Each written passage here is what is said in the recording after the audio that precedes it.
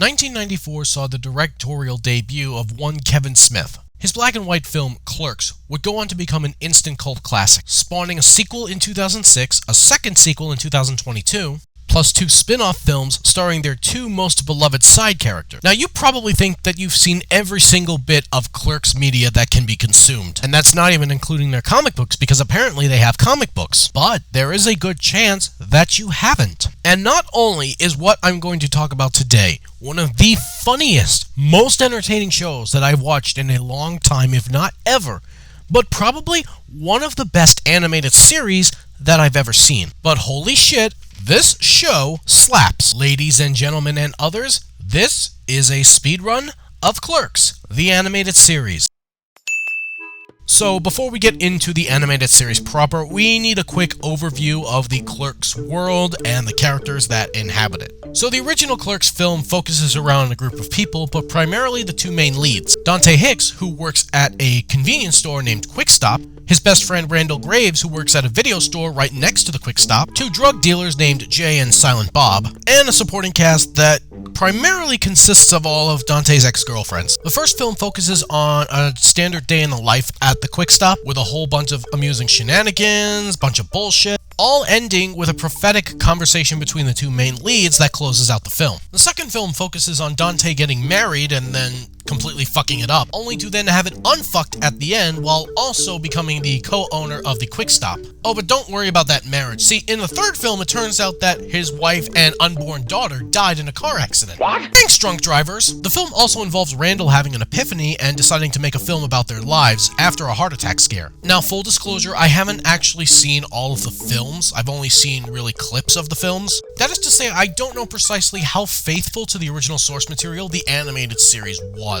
I have no reason to believe that it's a huge departure, given that, 1, it's still in the same setting, Leonardo, New Jersey, which I had no idea was actually a real place. I genuinely thought it was a joke devised just for the animated series. And 2, the entire cast reprised their roles for the animated series. Dante is played by Brian O'Halloran, Randall is played by Jeff Anderson, Jay is played by Jason Mewes, and Silent Bob is played by Kevin Smith. Smith also has a director's credit for the animated series, by the way. What I'm going to say about Clerks, the animated series, is going to be primarily targeted at the animated series. I'm critiquing the animated series on its own merits, independent from the films, or any other piece of media that any of the Clerks characters have been a part of. So now comes the question of what I actually think of the show. What is my official opinion on it? Well, I certainly can't say that this is some of the smartest writing I've ever seen, and this is certainly not one of the best shows I've ever seen, but hot damn, it's really fucking funny. See, at its core, I think Clerks, the animated series, and Clerks in general, has kind of stupid humor, but I'm also kind of a sucker for stupid humor in the right circumstances and right writing. Ed, Edd n Eddy is one of my favorite cartoons of all time, and I would not consider the writing there to be necessarily smart, but god damn it do I laugh my ass off. In fact, I don't know if there's any way I could do the show justice without just going through every episode one by one. I normally only do this for the Fuller Idiots Guide videos, but there's only 6 episodes here, so it's not like this video is going to be an hour long anyway, famous last words. I'll be extremely brief with my descriptions of the episodes and my opinions on the episodes, but I do want to go through all 6 of them, primarily because while I have seen all of them a few times, there are 2 of them that I've seen more than any of them, the courtroom episode and the flashback episode. Because with both episodes I was laughing so damn hard I nearly passed out. With that out of the way, let's just get to them. So episode 1 actually opens similarly to the first Clerks film, with Dante having to open the Quick Stop after his boss calls him in on his day off, after Dante whines like a little bitch about it. No way. It's my day off. But then it diverges and does its own thing, introducing a new character named, and I shit you not, Leonardo. That is the dumbest fucking name I've ever heard, and I absolutely love it. So anyway, he builds a larger convenience store across from the Quick Stop named the Quicker Stop, because I guess he got his naming conventions from Dr. Doofenshmirtz, which threatens to put the Quick Stop out of business, and also he plans to enslave all of humanity or something. I'm not really sure how these 2 things are supposed to connect, but I'm not really sure that's the point either. Anyway, the building explodes at the end thanks to Jay and Silent Bob, and then Jay and Silent Bob give safety tips at the end, or some shit. Also, Charles Barkley shows up for exactly 3 words, and I have no idea why he agreed to do this, but I am so glad he did. The humor, like the rest of the show, is dumb, but oh god, it's on point. There's a joke in the middle where Leonardo builds his desk completely from scratch, and it ends up slamming planted, and I literally busted my gut for 5 minutes straight laughing at this. A billionaire man intent on enslaving all of humanity can't even build a fucking desk, and it is so relatable to our times that I don't even think it was intended to be a commentary, but oh my fucking god. No, wait, there's an even better one where Randall and... I'm sorry. I'm rewatching the episodes as I record them, and that's not really an ideal strategy, but I don't give a shit. So anyway, the boss is threatening to shut down the Quick Stop, and Randall and Dante are trying to figure out how to get customers back, and this is Randall's idea. This is your plan? Pay as you exit? Isn't that what the customers were doing already? Kind of, I guess. Shut up. I mean, at least their next idea is more plausible. By far the best part of this episode is the ending. Once you get to about the 18-minute mark, you realize that there's not much time left for a climax. And then Randall and Dante start talking about how they're going to stop Leonardo, and then this happens! All we have to do is what Desmond did to stop Leonardo. Now watch. First, Desmond wears a dress and pretends to be a rich widow. Then... It worked! What the hell's going on? I have absolutely no fucking idea. Like, this show can get really stupid, but it's hard not to love it. Anyway, on to the next episode. You guys do know that this being the second episode and being a clip show is the joke, right? Like, it's not really subtle about the fact that it's mocking typical sitcom clip shows. They literally reference the previous episode like 3 or 4 times. Like, they're not very subtle, and also Dante and Randall aren't exactly very smart people. Especially because they established that this is at least the 3rd time they've gotten themselves locked in a freezer together. Masterful gambits, sir. Once again, you two have truly proven yourselves to be the superior species. Or at least Randall is, if you ask him. I'm going to restock the shelves, and then I'm off to accept my Nobel Peace Prize. His prize is for cigarette smoking. As for you, Dante, don't let that door shut. I'm the biggest idiot ever. I don't know what it is about that line delivery or the animation, but I literally cannot watch Dante recite that line without busting a gut laughing. Seriously, you will give yourself a spaz attack laughing at this if you watch it too long. We get some, well, I'm not going to say interesting per se, but entertaining and funny insight into their lives. Like Dante's failed relationship with this Caitlin girl. Again, I haven't seen the movies in full. And the joke they tell with her, well, it's definitely slower paced. Definitely came off as a joke that I would see on Phineas and Ferb, like with Doofenshmirtz. Also, apparently Randall ordered a mail-order bride, but got a mail-order husband by mistake. I have no idea who actually voices this character, but the inflections and the way that he speaks definitely reminds me of Roger L. Jackson's Mojo Jojo. How dare you talk back? You have disgraced me! I love how they just go full ham with mocking this sitcom trope.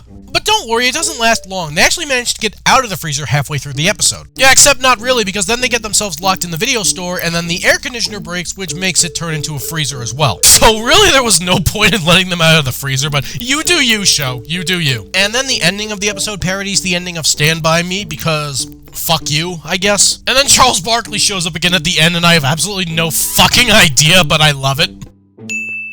Ladies and gentlemen, please welcome our new black character, Lando. He adds nothing significant to the show, and that's completely by design. Anyway, this episode is about a supposed monkey virus, supposedly, and then Jay and Silent Bob take the monkey for themselves and, I guess, make it their child or something? I actually don't know what they did. It's fun, don't get me wrong, but it's definitely a step down from the first 2 episodes in terms of comedy. Most of the jokes were still good, but the really good ones weren't really as funny as the ones from the first 2 episodes. Also, the jokes they kept doing with Lando, that's the black guy they introduced, by the way, didn't actually sit too well with me. I'm not the right person to ask. I don't know if this would be considered racist, but it most certainly was not funny. And the day is saved by Dante having to say publicly that he's gay, even though he really isn't, and that wasn't all that funny. Or you know what, maybe he is, considering what we learned in the last episode. Then by the powers invested in me by the state of New Jersey, I now pronounce you man and wife. What? Also, Gilbert Gottfried is randomly voicing a character in this episode, and I just cannot get that out of my head. Look, this episode is still solid for the most part. There's nothing inherently bad about the episode, but it really says something that the first 2 episodes made me laugh so fucking much, and this one, I got a few chuckles and laughs out of it, but nothing extreme. It definitely didn't hit the same way. It's definitely noticeable when you do a show, but it's a lot more noticeable when there's so few episodes in a run. Oh, also, apparently this episode guest starred James Woods. I don't think he hurt the episode necessarily, but, you know, fuck that guy. Fortunately, the next one is a hell of a lot better.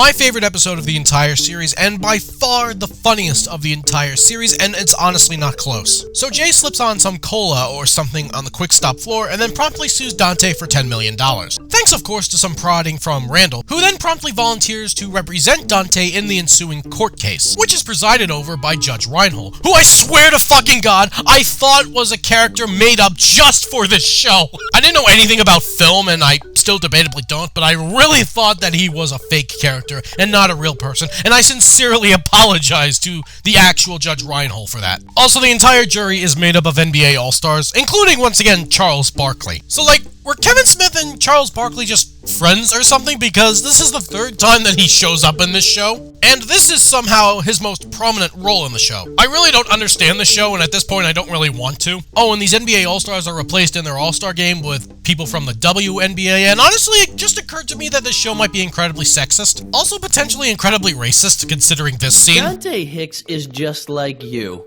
He loves grape soda. Or how it feels to wait all month for your welfare check. What the fuck are you talking about? Every second of this episode is blithering nonsense, and I can't look away.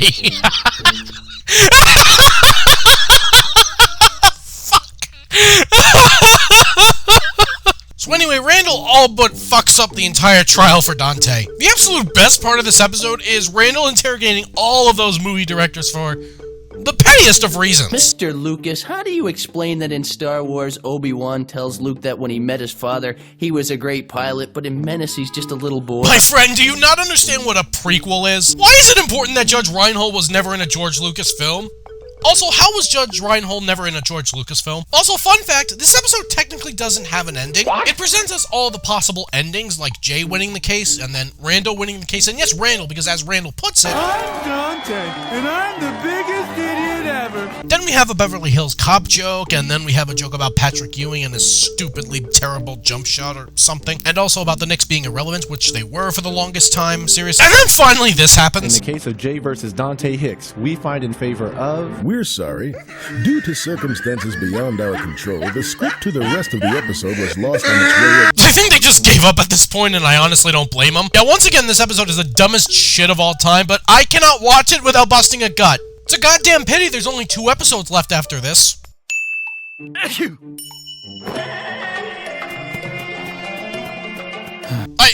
I don't understand. So, Randall can turn women into lesbians, and Dante is assigned to be the manager of Leonardo's Little League baseball team. Oh, and Randall is coerced into slave labor after beating the high score on an arcade video game. Because fuck you. And that slave labor is eventually liberated by Dante and his misfit band of dumbasses, only to then force that slave labor into playing a game of Little League baseball, where all of the kids promptly die, I think, probably, and Dante's team wins the whole kit and caboodle. And then the episode ends on a Star Wars parody, and also Charles Barkley. Why is Charles Barkley coming back again? What is this show's obsession with Charles Barkley? Does he have blackmail on them? Do they have blackmail on him? Also, the only reason they win all the games and the championship is because Jay is allowed to play, because he's technically still in 4th grade. And I immediately got flashbacks to Torvald from Hey Arnold. The only difference here is Jay is much funnier. You know, I find it very impressive just how hard this show was able to make me laugh at least the absurdity of their stories. You liberate a slave camp only to challenge them to a game of baseball just so they can die so you can win by default? Like, it is absolute stupidity like that I really have a soft spot for. Anyway, time for the last episode. So, this is a meta episode. Basically, Dante and Randall have to make the animated series more like the original movie, or at least that's the cold open joke or something. But then it just devolves into Randall and Dante hanging out in the quick stop, refusing to go outside for literally any reason at all. And I'm admittedly torn. I feel like this should have been hilarious to me. And admittedly, some of it was, but not the entire package. There's definitely potential for amazing comedy here, but it just didn't entirely work for me. I think the best way I can describe it is the previous episodes were all controlled chaos. Like, everything was bullshit, but at least the narrative was established and followed through, even in the stupidest of ways, which made all of the jokes all of the funnier. but it did not work here. Especially the bit about the guy on the phone wanting to show them the truth about the Matrix. Honestly, the best laugh I got was Randall's I cup joke. Not even the gags at the end with Jay being the animator putting Dante and Randall in several random and stupid situations. You know, the one that the Looney Tunes did on a couple of occasions with Bugs and Daffy? Not even that got a laugh out of me. Yeah, unfortunately this episode is a miss for me. The only genuine miss, I think, out of these 6 episodes. Unfortunately, one episode lacking out of a total of 6 hurts a lot more than one episode out of like several hundred. With that said, at the end of the day, I will still wholeheartedly recommend Clerks the Animated Series as a show that you absolutely need to check out at least once. Even if you've never seen the original film or its sequels, you will still get something out of this show. I kind of get an Ed, Edd and Eddy sort of vibe from this show, but for a more adult-oriented premise and audience. I don't think that was explicitly the inspiration. I mean, this is based on a movie, but it does kind of come through. And honestly, I'm kind of bummed out that we're never going to get more of this. While I haven't seen Clerks 3, I know that it serves as the end to their story. Jeff Anderson himself is all but retired from acting overall. O'Halloran is not really a prolific actor himself, but does have his own podcast on YouTube, and it does feel like Kevin Smith has moved on from the Clerks. But the fact that this show only got 6 episodes when the original movie became such a cult classic, man, there's just something that's not fair about that. I would totally be down for another animated series. I mean, you could set it after the 3rd movie. Get the original cast back, get Kevin Smith on board again, hire some other writers. There really is no limit to the amount of insanity that you could churn out from this franchise, and with this animated series and this style, and... What? I'm sorry, what? What the fuck do you mean Dante dies in the 3rd film? Oh, never mind, fuck that shit. You could not do another animated series without Dante.